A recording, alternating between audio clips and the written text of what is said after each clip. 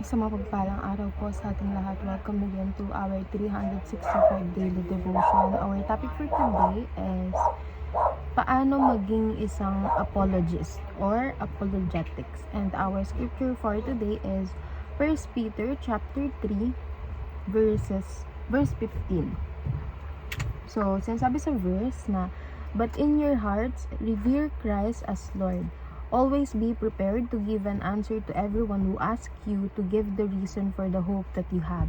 But do this with gentleness and respect, keeping a clear conscience, so that those who speak maliciously against your good behavior in Christ may be ashamed of their slander."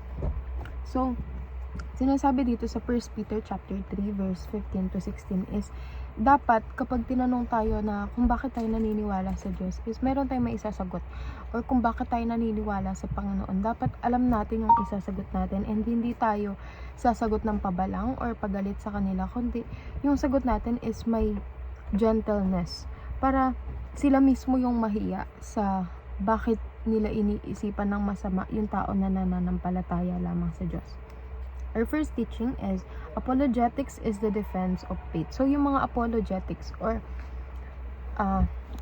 yung parang hindi nila alam kung saan sila maniniwala is defense of faith. Yung pagiging apologizing is siya yung nagpoprotekta sa faith mo upang hindi nila mapahina yung nagbabaga mong pananampalataya. Second, Christians are tasked to become apologists. So, yung mga Christians,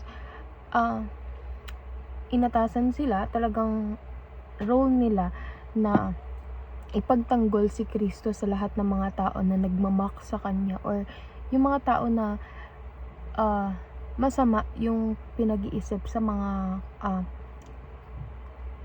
tagasunod ng Diyos. The goal of apologetics is to win people for Christ. So, ang goal dito is hindi i-condemn yung mga tao na hindi naniniwala, na hindi dapat natin sila maliitin, kundi dapat iakay natin sila papunta sa Diyos upang mabago ang kanilang mga buhay. Our first application is always be ready to give reason for your hope in Christ. So, kailangan lagi tayong ready na kapag tinanong tayo bakit tayo naniniwala sa Diyos is kailangan may maisasagot tayo, dahil yun yung way natin para mapatunayan na bakit nga ba tayo nananampalataya at bakit nga ba tayo may pag-asa. Second, be a gentle and respectful apologist.